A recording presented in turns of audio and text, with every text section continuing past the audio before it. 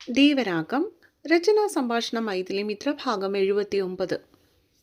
നിനക്കെന്താ ഭ്രാന്താണോ ദേവ? കല്യാണം കഴിഞ്ഞ പെൺകുട്ടികൾ അവളുടെ ഭർത്താക്കന്മാരുടെ കൂടെയല്ലേ കിടക്കേണ്ടത്? ലക്ഷ്മിക്ക് ചോദിക്കാതിരിക്കാനായില്ല. വൈശുവിനോടുള്ള അവൻ്റെ ആ സമീപനം അവർക്കൊട്ടും സ്വീകാര്യമായില്ല എന്നതായിരുന്നു സത്യം. അതിപ്പോൾ വേണ്ടെന്ന അമ്മ ഞാൻ പറഞ്ഞത്. അവളിപ്പോൾ പഠിക്കുന്ന കുട്ടിയാ. ആദ്യം അവൾ പഠിക്കട്ടെ, അത് കഴിഞ്ഞിട്ട് പോരെ കെട്ടിയോൻ്റെ മുറി കെട്ടിയോളെ കടത്തുന്നൊക്കെ. മഹാദേവൻ മുഖം കുനിച്ച് നിൽക്കുന്നവളെ ഒന്ന് പാളി നോക്കിക്കൊണ്ടാണ് കാര്യങ്ങൾ സംസാരിച്ചത്. പക്ഷേ അത് കേട്ടതും പത്മാവതി പൊട്ടിച്ചിരിച്ചു പോയിരുന്നു. കെട്ടുകഴിഞ്ഞതുകൊണ്ട് ഇവളെ വീട്ടിലിരുത്താനൊന്നും ഇവിടെ ആർക്കും ഒരു ഉദ്ദേശവും ഇല്ല കൊച്ചുമോനെ. അല്ലെങ്കിൽ തന്നെ നിന്റെ മുറിയിൽ വൈശുക്കൊച്ചെന്ന് കിടന്നെന്നും വെച്ച് ഇവക്കടെ പഠിത്തം എങ്ങനെയാ നിന്നു പോകുന്നതെന്നാ നീ പറയുന്നേ? എടാ മോനെ, ആത്മസംയമനം എന്നൊന്നുണ്ടെങ്കിൽ ജീവിതത്തിൽ എന്തു വേണമെങ്കിലും സാധിക്കാം. അത് നിനക്കുണ്ടോ എന്ന് നീ ഒന്ന് സ്വയം ചിന്തിച്ചാൽ മതി. കൊച്ചുമോനിട്ട് വളഞ്ഞ വഴിയിൽ നല്ലൊരു കുത്തു കൊടുക്കാനും ബോണ്ട മറന്നില്ല. അവരുടെ സംസാരം കേട്ട് നിൽക്കാനല്ലാതെ തിരിച്ചൊരു വാക്കുപോലും അവനെ കൊണ്ട് പറ്റിയില്ല. കാരണം എന്തെങ്കിലും പറഞ്ഞു പോയാൽ പത്മത്തിൽ നിന്നും തിരിച്ചു വരുന്നത് ഏത് രീതിയിലാണെന്ന് പറയാൻ പറ്റില്ലെന്ന് അവൻ കരുതി കാണും. അല്ലേ തന്നെ ഇതായിപ്പോൾ നന്നായേ. അല്ല, എനിക്കറിയാൻ മേലാഞ്ഞിട്ട് ചോദിക്കുവാടാ കൊച്ചർക്ക, ഇവള് പഠിക്കുന്ന കുട്ടിയാണെന്ന് അറിഞ്ഞുകൊണ്ട് തന്നെയല്ലേ നീ എൻ്റെ കഴുത്തിൽ താലി കെട്ടിയത്? ഇവിടെ ആരും നിന്റെ കാലിൽ വീണ് കേണില്ലല്ലോ ഈ നിൽക്കുന്ന പഠിക്കുന്ന കുട്ടിയെ നീ തന്നെ കെട്ടണമെന്നും പറഞ്ഞ്. പത്മാവതി നിന്ന നിപ്പിൽ തന്നെ കളം മാറ്റി ചവിട്ടി. ഓന്തിങ്ങനെ നിറം മാറുമോ? ദേവൻ മൂക്കത്ത് വിരൽ വെച്ചുപോയി. പക്ഷേ അതൊന്നും കേൾക്കാനോ കാണാനോ ഉള്ള ക്ഷമ പത്മത്തിനാ നേരം ഉണ്ടായിരുന്നില്ല. അവർക്കെങ്ങനെയെങ്കിലും കൊച്ചുമോനെയും വൈശുവിനെയും ഒന്ന് സെറ്റാക്കിയാൽ മതിയെന്ന ചിന്തയായിരുന്നു ആ നേരം. നീ ഇവളെ കല്യാണം കഴിച്ചില്ലായിരുന്നെങ്കിൽ എൻ്റെ സിദ്ധുമോൻ ഇവളെ ഞാൻ കെട്ടിയേനെ. ഹാ, ഇതുപോലൊരു മോട്ടട്ടിനെയാണല്ലോടി കൊച്ചേ നിന്നെ കെട്ടിയത്. കാര്യം നടന്നു കിട്ടാൻ വേണമെങ്കിൽ കഴുതക്കാലം പിടിക്കുക എന്നുള്ള നിലപാടിലായിരുന്നു പത്മത്തിന്. ദേ ബോണ്ടേ, അച്ചമ്മയാണെന്നൊന്നും ഞാൻ നോക്കില്ല, ഒരൊറ്റ ചാമ്പലങ്ങ് ചാമ്പും കേട്ടോ. ഇതിനിടയിൽ ആ സിദ്ധാർത്ഥിനെ എന്തിനാ ബോണ്ടെ കൊണ്ടുവന്നേ? അത്രയും നേരം അവർ പറഞ്ഞതെല്ലാം കേട്ടു നിന്നവൻ സിദ്ധാർത്ഥിൻ്റെ പേര് കേട്ടതും ദേഷ്യം കൊണ്ട് വിറച്ചു. അതെന്താടാ ആ കൊച്ചനെ ഇടയിൽ കൊണ്ടുവന്നാൽ? നല്ലൊരു പയ്യനായിരുന്നവൻ, കാണാനും നിന്നെക്കാട്ടിലും നല്ലത്. എൻ്റെ കൊച്ചിന് നിന്നെക്കാട്ടിലും നന്നായിട്ട് ചേരുന്നത് അവനായിരുന്നു. ഷോ, എന്തു ചെയ്യാനാ, പറ്റിപ്പോ. ഇതിനെ ഇല്ലാതാക്കിയിരുന്നേൽ കെട്ടിയ അന്ന് തന്നെ ജയിലിൽ പോയി കിടക്കേണ്ടി വരും. അല്ലായിരുന്നേ ഞാനങ്ങ് ചെയ്തേനെ. പന്ന ബോണ്ട പരസ്യമായിട്ട് നിർത്തിയെന്ന് അപമാനിക്കുക. മഹാദേവൻ പല്ല് ഞെരിച്ചുകൊണ്ട് മുത്തശ്ശിയെ തന്നെ തുറച്ചു നോക്കി നിന്നു. മുത്തശ്ശി, ഞാൻ ഇവിടെ കിടന്നോളാം മുത്തശ്ശി, എനിക്ക് പ്രശ്നമൊന്നുമില്ല. താൻ കാരണം ആ കുടുംബത്തിലൊരു വഴക്കുണ്ടാവുന്നു എന്ന് തോന്നിയതും വൈശു പൊടുന്നനെ ഇടയിൽ കയറി. എന്നാ പോയി കടന്നോടി, നീ കടന്നോ. അല്ലേലും ഇതൊന്നും ഒരിക്കലും ശരിയാവാൻ പോകുന്നില്ല. വെറുതെ ഇതിൻ്റെ ജീവിതം കൂടെ ഞങ്ങൾ കളഞ്ഞു. പറഞ്ഞിട്ടും പത്മാവതിക്ക് കൊച്ചുമോനോടുള്ള തൻ്റെ കലിപ്പ് തീരുന്നില്ലായിരുന്നു. ഓ, ഇനിയിപ്പോൾ നീ എന്ത് കാണാൻ നിൽക്കുക ഇവിടെ? നീയും പോടാ. വൈശാഖി മെല്ലെ അനുസരണയോടെ തൻ്റെ മുറിയിലേക്ക് കയറിപ്പോയെന്ന് കണ്ടതും അവിടെ നിന്ന മഹാദേവനെ നോക്കി പത്മം 2 ചാട്ടം ചാടി. സത്യം പറഞ്ഞ അവർക്ക് കൊച്ചുമോൻ്റെ സ്വഭാവം കണ്ട് തരിച്ചു വരുന്നുണ്ടായിരുന്നു. പക്ഷേ മഹാദേവൻ പോകാതെ അവിടെ തന്നെ നിന്നു. എന്തേ പോണില്ലേ? അത്രയ്ക്കല്ലായിരുന്നോ നിന്റെ കുന്തളിപ്പ്? എന്തേ ഇപ്പം പോയി കിടക്കാൻ തോന്നുന്നില്ലേ? അടഞ്ഞുകിടന്ന വൈശുവിൻ്റെ മുറിയുടെ വാതിലിന് മുമ്പിൽ നിൽക്കുന്നവനെ നോക്കി ബോണ്ട അറഞ്ചാം പുറഞ്ചാം പുച്ഛിച്ചു വിട്ടു. മഹാദേവൻ അപ്പോഴും ഒന്നും ഉരിയാടിയില്ല. അടഞ്ഞുകിടക്കുന്ന വൈശുവിൻ്റെ മുറിയിലേക്കും പിന്നീട് മുത്തശ്ശിയുടെ മുഖത്തേക്കും മാറി മാറി നോക്കിക്കൊണ്ട് ഒരു നിമിഷം നിന്നു. ശേഷം സ്വന്തം മുറിയുടെ നേർക്ക് തിരിഞ്ഞു നടന്നു. ഇത്രയൊക്കെ കേട്ടിട്ടും ചെക്കൻ്റെ മനസ്സ് മാറിയില്ലെന്ന് കണ്ടതും പത്മ ഉടൻ തന്നെ വീണ്ടും കളം മാറ്റി ചവിളിച്ചു. എൻ്റെ ലക്ഷ്മി, സത്യം പറഞ്ഞ നിന്റെ മോൻ എന്തൊരു മണ്ടനാടി. ആ കൊച്ചു ചെന്നിവൻ്റെ മുറിയിൽ കിടക്കുമായിരുന്നെങ്കിൽ ഈ വീട്ടിലെ കറണ്ട് ബില്ലൊന്ന് കുറയായിരുന്നു. വൈശുവിൻ്റെ റൂമിലെ AC-യും ഫാനും ലൈറ്റും ഒക്കെ എപ്പോഴും ഇട്ടാ കിടക്കുന്നേ. ഇനിയിപ്പോൾ പഴയ പോലെയല്ല. മാസാമാസം അവിടെ കയ്യിൽ നിന്ന് കിട്ടുന്ന 15,000 രൂപ വാടക അങ്ങ് നിൽക്കും. ആ തന്തയും തള്ളയെ ആ കൊച്ചിനെ ഉപേക്ഷിച്ച് പോയ മട്ടല്ലേ. ഇനിയിപ്പോൾ ഡോക്ടർമാരുടെ കയ്യിൽ നിന്ന് അവൾക്ക് എല്ലാ മാസവും അയച്ചു കൊടുക്കുന്ന പൈസ വരവും നിൽക്കും. അതുമല്ല, നിന്റെ മോനിപ്പോൾ ഭാര്യയുടെ കയ്യിൽ നിന്ന് വാടക വാങ്ങിക്കാൻ പറ്റത്തുമില്ലല്ലോ. പത്മം സെറ്റിയിലേക്ക് ഇരുന്നു കൊണ്ട് മരുമകളോടായിട്ട് പറഞ്ഞു. അതും ഇത്തിരി ഉച്ചത്തിൽ തന്നെ. അവർ പറയുന്നത് മഹാദേവൻ കേൾക്കണമെന്ന് നിർബന്ധമുണ്ടായിരുന്നത് പോലെ ആയിരുന്നു ആ പറച്ചിൽ. എന്തുകൊണ്ടോ സ്വന്തം മുറിയുടെ വാതിൽക്കൽ വരെ ചെന്ന മഹാദേവൻ മുത്തശ്ശിയുടെ ആ സംസാരം കേട്ടതും മുന്നോട്ടു പോകാതെ ഒട്ടൊരാലോചനയോടെ അവിടെ തന്നെ നിന്നു. പിന്നീട് തിരിഞ്ഞ് ബോണ്ടായ നെറ്റി ചൊളിച്ചൊന്ന് നോക്കി. പക്ഷേ താൻ ഈ വീട്ടുകാരിയേ അല്ല എന്ന മട്ടിലായിരുന്നു പത്മത്തിൻ്റെ ആ നേരത്തെ ചുവരിലേക്ക് നോക്കിയുള്ള നിൽപ്പ്.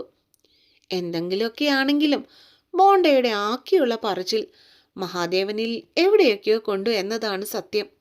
അതുകൊണ്ടാണല്ലോ 2-3 നിമിഷങ്ങൾ കഴിഞ്ഞതും മഹാദേവൻ എന്തോ ആലോചിച്ചുകൊണ്ട് വൈശാഖിയുടെ മുറി ലക്ഷ്യമാക്കി ധൃതിയിൽ പോകുന്നത് ലക്ഷ്മിയും പത്മവും കൂടി കണ്ടത്. ഇപ്പോൾ ഞാൻ പറഞ്ഞത് എന്തായി?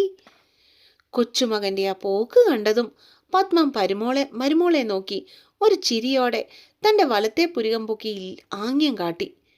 കാര്യം നടന്നല്ലോ എന്ന ആശ്വാസത്തോടെ ലക്ഷ്മി ഒരു നിറഞ്ഞ ചിരി അവർക്കായി തിരിച്ചു നൽകി. അതേസമയം വൈശുവിൻ്റെ മുറിയിലേക്ക് കയറിപ്പോയവൻ കട്ടിലിൽ ഉറങ്ങാൻ കിടന്നവളുടെ കൈത്തുടയിൽ മെല്ലെ തട്ടി വിളിച്ചു. എന്താ എന്താ സാർ? ഒരു ഞെട്ടലോടെ ചാടി എഴുന്നേറ്റവൾ അപ്രതീക്ഷിതമായി തനിക്ക് മുമ്പിൽ നിൽക്കുന്ന മഹാദേവനെ കണ്ടപ്പോൾ അമ്പരപ്പെട്ടുപോയി. നീ വന്നെൻ്റെ റൂമിൽ കിടന്നോ? എന്തോ ത്യാഗം ചെയ്യുന്നത് പോലെയായിരുന്നു ചെക്കൻ്റെ സംസാരം അപ്പോൾ. വേണ്ട സാർ, എനിക്ക് കുഴപ്പമില്ല, ഞാനിവിടെ കിടന്നോളാം. വീണ്ടും ഒരു വഴക്കുണ്ടാക്കാൻ വൈശാഖി ഒട്ടും താല്പര്യപ്പെട്ടിരുന്നില്ല. അതുകൊണ്ട് തന്നെ മഹാദേവന്റെ കൂടെ പോകാൻ അവൾ കൂട്ടാക്കിയതുമില്ല. എനിക്ക് കുഴപ്പമുണ്ട്, മര്യാദയ്ക്ക് നീ വന്ന് കിടക്കുന്നോ ഇല്ലയോ, അതോ ഞാൻ പൊക്കിയെടുത്തോണ്ട് വേണോ? അവൻ്റെ ഒച്ച പൊടുന്നനെ കടുത്തു. വേണ്ട സാർ, ഞാൻ വന്നോളാം. അവൻ്റെ ആ പെട്ടെന്നുള്ള മാറ്റം മനസ്സിലായില്ലെങ്കിലും പേടിയോടെ വൈശാഖി ധൃതിയിൽ തന്നെ കട്ടിലിൽ നിന്നും താഴെ ഇറങ്ങി. എന്നിട്ട് പുതച്ചിരിക്കുന്ന ഷീറ്റ് കയ്യിൽ ചുരുട്ടിയെടുത്തു. വാ. മുറിയിലെ ഈസിയും ഫാനും ലൈറ്റും എല്ലാം മറക്കാതെ ഓഫ് ചെയ്തിട്ട് ആദ്യം ആ റൂമിൽ നിന്ന് ഇറങ്ങിയത് മഹാദേവനായിരുന്നു. അവനു പിന്നാലെ വൈശാഖിയും നടന്നു. വൈശുക്കൊച്ചേ, നീ ഇപ്പം എന്തിനാടീ ഇവൻ്റെ കൂടെ പോണേ? നീ പോയി നിന്റെ മുറിയിൽ കിടക്ക്. നിന്റെ ഡിഗ്രി പഠിത്തം കഴിഞ്ഞിട്ട് മതി ഇവൻ്റെ മുറിയിലോട്ടുള്ള പോക്കും വരവും ഒക്കെ. ദേവന്റെ പിന്നാലെ മുഖം കുനിച്ചുകൊണ്ട് നടന്നു പോകുന്നവളെ കണ്ടപ്പോൾ ഉള്ളിൽ സന്തോഷമായിരുന്നെങ്കിലും ഹാളിലെ സെറ്റിയിലിരിക്കുന്ന പത്മത്തിൻ്റെ മുഖത്ത് കപട ദേഷ്യമായിരുന്നു. മുത്തശ്ശിയുടെ ആജ്ഞ കേട്ടതും പൊടുന്നവനെ വൈശുവിൻ്റെ കാലുകൾ പിടിച്ചു കെട്ടിയതുപോലെ നിന്നു. നിന്നെ കെട്ടിയത് അവരല്ല, ഈ ഞാനാ. അപ്പോ ഞാൻ പറയുന്ന അങ്ങോട്ടേക്ക് കേട്ടാ മതി. നിന്നുപോയ വൈശാഖിയുടെ കയ്യിൽ പിടിച്ച് തൻ്റെ മുറിയിലേക്ക് ബലമായി വലിച്ചുകൊണ്ട് പോകുന്നവൻ്റെ ഒച്ച ഇത്തിരി ഉയർന്നിരുന്നു. അത് കേട്ടതും ബോണ്ട ചിരി കടിച്ചു പിടിച്ചമർത്തി കളഞ്ഞു. എന്തേ, നിനക്ക് കിടക്കണ്ടേ? കട്ടിലേക്ക് നോക്കി കൈവിരലുകൾ തിരുമ്മിക്കൊണ്ട് നിൽക്കുന്നവളെ കണ്ടപ്പോൾ മഹാദേവന്റെ നെറ്റിയൊന്ന് ചുളിഞ്ഞു. അവളുടെ കയ്യിൽ പിടിച്ച് ഈ മുറിയിലേക്ക് കയറ്റിക്കൊണ്ടുവന്നതിന് ശേഷമാണ് താനൊന്ന് വാഷ്റൂമിലേക്ക് പോയത്. പക്ഷെ താൻ പോയിട്ട് തിരിച്ചു വന്നിട്ടും കൊണ്ടുവന്ന് നിർത്തിയെടുത്ത് തന്നെയാണ് പെണ്ണിൻ്റെ നിപ്പെന്ന് കണ്ടതും മഹാദേവന്റെ കണ്ണുകൾ മിഴിഞ്ഞിരുന്നു. കിടക്കണം. അത്രമേൽ നേർത്തിരുന്നു പെണ്ണിൻ്റെ ശബ്ദം. അതും അടുത്തു നിന്നവന് കേൾക്കാൻ പറ്റുന്ന അത്രയും ശബ്ദം താഴ്ത്തി. എങ്കില് കിടന്നോ. ബെഡിന് നേർക്ക് കൈകൊണ്ട് ആംഗ്യം കാട്ടിക്കൊണ്ടായിരുന്നു മഹാദേവന്റെ പറച്ചില്. മേൽചുണ്ടിന് മുകളിൽ പൊടിഞ്ഞു വന്ന വിയർപ്പ് തുള്ളികളെ വലത്തെ കൈയുടെ ചൂണ്ടുവിരൽ കൊണ്ട് തുടച്ചു കളഞ്ഞിട്ട് പൂച്ച തൻ്റെ കാലുകൾ നീക്കുന്നത് പോലെ വളരെ പതിയെ അവൾ നടന്ന് കട്ടിലിന് മുകളിലേക്ക് കയറി. എന്നിട്ട് കട്ടിലിൻ്റെ അറ്റത്ത് ചുവരിൻ്റെ തണുപ്പ് പറ്റി ചേർന്ന് കിടന്നു. മഹാദേവൻ അത് കണ്ടപ്പോൾ ചിരി വന്നുവെങ്കിലും വെട്ടമണച്ചിട്ട് കട്ടിലിൻ്റെ മറുവശത്തായിട്ട് അവനും കിടന്നു. കൈകൾ രണ്ടും തലയുടെ കീഴിലായി പിണച്ചു കെട്ടി മുകളിൽ നിർത്തിയിട്ടിരിക്കുന്ന കറങ്ങാത്ത ഫാന് നോക്കിക്കൊണ്ടായിരുന്നു അവൻ്റെ കിടപ്പ്. പൊതുവെ കിടന്നാലുടനെ പെട്ടെന്ന് തന്നെ ഉറങ്ങിപ്പോകുന്നവന് അന്നെന്തോ അതിന് പറ്റിയില്ല എന്നതാണ് സത്യം. അവൻ വെറുതെ ഇരുട്ടിലേക്ക് കണ്ണുകൾ തുറന്നു വെച്ചു. നിമിഷങ്ങൾ കുറേയേറെ കടന്നുപോയി. വൈശാഖി. അടുത്ത് കിടന്നവളുടെ അനക്കം അവൾ ഉറങ്ങിയിട്ടില്ലെന്ന് മനസ്സിലാക്കിയതും ചെക്കൻ അവളുടെ നേരെ വശം തിരിഞ്ഞ് കിടന്നുകൊണ്ട് വിളിച്ചു. വളരെ പതിഞ്ഞൊരു മൂളലായിരുന്നു അവന് മറുപടിയായിട്ട് കിട്ടിയത്. നിനക്ക് ഉറക്കം വരുന്നില്ലേ? പതിവ് ഗൗരവം അവൻ്റെ ചോദ്യത്തിലുണ്ടായിരുന്നു. അതിനൊരു ഉത്തരവും അവളുടെ ഭാഗത്തുനിന്ന് വന്നില്ല എന്നതാണ് സത്യം. വൈശാഖി. മറുപടിയൊന്നും കിട്ടിയില്ലെന്ന് കണ്ടതും അവൻ ഇത്തിരി കൂടി കടുപ്പത്തിൽ അവളെ വിളിച്ചു. സർ. ഇത്തവണ പെണ്ണ് തിരിഞ്ഞ് നേരെ കിടക്കുന്നത് ഗ്ലാസ് ജനലിലൂടെ ഉള്ളിലേക്ക് കടന്നു വന്ന വഴിവിളക്കിൻ്റെ മങ്ങിയ വെട്ടത്തിൽ അവൻ കണ്ടു. ഞാൻ ചോദിച്ചത് നീ കേട്ടില്ലെന്നുണ്ടോ? അവന് ചോദ്യം ആവർത്തിക്കുവാൻ എന്തുകൊണ്ടോ തോന്നിയില്ല. വരുന്നില്ല സർ. പതിവ് പോലെ തന്നെ വിറച്ചുകൊണ്ട് അവൾ ഉത്തരം നൽകി. എന്തേ? അടുത്ത ചോദ്യം ഉടൻ തന്നെ അവനിൽ നിന്നും വന്നിരുന്നു. എനിക്ക് വെട്ടമില്ലാതെ ഫാനില്ലാതെ ഉറങ്ങാൻ അറിയില്ല സർ. പേടിയോടെയാണെങ്കിലും ഉള്ളിലുള്ളത് അതുപോലെ തന്നെ തുറന്നു പറഞ്ഞു പെണ്ണ്. ലൈറ്റും ഫാനും ഇട്ടുകൊണ്ട് രാത്രി മുഴുവൻ കിടക്കുമോ? അതും ഈ തണുപ്പത്ത്? അവളുടെ മറുപടി കേട്ട് മഹാദേവൻ ഒന്ന് ഞെട്ടി. കാരണം രാത്രി തൊട്ട് രാവിലെ വരെ ഒരു ലൈറ്റ് തെളിഞ്ഞു കിടന്നാൽ, ഫാൻ കറങ്ങിക്കൊണ്ടിരുന്നാൽ കറണ്ട് എത്ര യൂണിറ്റ് ആവുമെന്നും ചാർജ് എത്രയൊക്കെ കൂടാ എന്നുള്ളതിൻ്റെയും കണക്കെടുപ്പിൽ മുഴുകിയിരിക്കുകയായിരുന്നു മഹാദേവൻ അപ്പോൾ. വഴക്ക് കേൾക്കാൻ തയ്യാറായതുപോലെയായിരുന്നു അവളുടെ മൂളൽ. കാരണം ബാലുവിൻ്റെ നിർബന്ധത്തിന് വഴക്കി എല്ലാ മുറികളിലെയും പോലെ ദേവൻ്റെ മുറിയിലും ഫാൻ ഫിറ്റ് ചെയ്തിട്ടുണ്ടെങ്കിലും ആശാൻ അത് വളരെ അത്യാവശ്യം സന്ദർഭങ്ങളിൽ മാത്രമേ ഇടാറുള്ളൂ എന്നത് എല്ലാവർക്കും അറിയാവുന്ന ഒരു പരസ്യമായ രഹസ്യമായിരുന്നു. സാധാരണ രീതിയിൽ ചൂട് കൂടുമ്പോൾ ജനൽ തുറന്നിട്ടിട്ട് ഉറങ്ങുക എന്നുള്ളതായിരുന്നു അവൻ്റെ രീതി. വെറുതെ അല്ല നീ വന്നപ്പോൾ തൊട്ട് ഈ വീട്ടിലെ കറണ്ട് ചാർജ് കൂടിയത്. അവൻ മെല്ലെയാണ് പിറുപിറുത്തെങ്കിലും അടുത്ത് കിടന്നവൾ വളരെ വ്യക്തമായി അത് കേൾക്കുകയും ചെയ്തിരുന്നു. പിന്നീട് അവളൊന്നും മിണ്ടിയില്ല. കണ്ണുകൾ ഇറുക്കി അടച്ചു പിടിച്ചുകൊണ്ട് കിടന്നുറങ്ങാൻ ശ്രമിച്ചു. ഇനിയുള്ള തൻ്റെ മുന്നോട്ടുള്ള ജീവിതം ഇങ്ങനെ ഇരുട്ടിലുറങ്ങാൻ പഠിക്കണമെന്നുള്ള കാര്യം വൈശാഖി അപ്പോൾ മനസ്സിനെ പറഞ്ഞു പഠിപ്പിക്കുകയായിരുന്നു. എങ്കിലും പഴയ പോലെ ആ പെണ്ണ് ഇരുട്ടിനെ പേടിച്ചില്ല, സങ്കടപ്പെട്ടില്ല. കാരണം താനൊന്ന് ആയത്തിൽ ശ്വാസമെടുത്താൽ പോലും തൻ്റെ മാറ്റങ്ങൾ അറിയുന്നൊരുത്തൻ ഒരു കയ്യകലത്തിൽ തനിക്ക് കൂട്ടായുണ്ടെന്നുള്ള വിശ്വാസം പെണ്ണിൻ്റെ മനസ്സിൽ ഇതിനോടകം തന്നെ വേരുറച്ചു പോയിരുന്നു. അതുകൊണ്ട് തന്നെ വൈശു സമാധാനത്തിൽ കണ്ണുകൾ അടച്ചു പിടിച്ചുകൊണ്ട് ഉറങ്ങി. അതേസമയം മഹാദേവൻ്റെ മനസ്സ് വൈശാഖി പറഞ്ഞതിനെക്കുറിച്ച് ഓർത്ത് അസ്വസ്ഥമാകുവാൻ തുടങ്ങിയിരുന്നു. രാത്രി വെട്ടമില്ലാതെ കിടക്കാൻ പറ്റില്ലെന്നല്ലേ ഇവള് പറഞ്ഞത്? ഇരുട്ടിൽ കിടക്കാൻ ശീലമില്ല എന്നല്ലേ അതിൻ്റെ അർത്ഥം? ചിലപ്പോൾ ഇരുട്ടിനെ പേടിയായതുകൊണ്ടായിരിക്കും. അല്ലെങ്കിൽ തന്നെ എന്തേലും കണ്ടു പേടിച്ചാൽ പാനിക് അറ്റാക്ക് വരുന്നവളാണ്. ഇനി ഞാനായിട്ട് അവളെ ഇരുട്ടിൽ കിടത്തിയിട്ട് വല്ല വയ്യാഴികയും വന്നാൽ ശരിയാവില്ല. മഹാദേവൻ അപ്പോൾ തന്നെ എഴുന്നേറ്റു. എന്നിട്ട് വാതിൽ തുറന്ന് മെല്ലെ വൈശാഖി നേരത്തെ കിടന്ന മുറിയിൽ ചെന്ന് ലൈറ്റിട്ടു. ആ മുറിയിലുണ്ടായിരുന്ന സീറോ ബൾബ് ഊരിയെടുത്ത് കൊണ്ടുവന്ന് സ്വന്തം മുറിയിൽ ഫിറ്റ് ചെയ്യുമ്പോൾ ദേവൻ സ്വയം അറിഞ്ഞിരുന്നില്ല മഹാദേവൻ എന്ന വ്യക്തിയുടെ മാറ്റങ്ങൾ അവിടെ തുടങ്ങുകയായിരുന്നെന്ന്. മുറിയിൽ പരന്ന അരണ്ട വെളിച്ചത്തിൽ കട്ടിലിൽ കിടന്നുറങ്ങുന്ന വൈശാഖിയെ അവൻ കണ്ണുകൾ വിടർത്തി നോക്കി.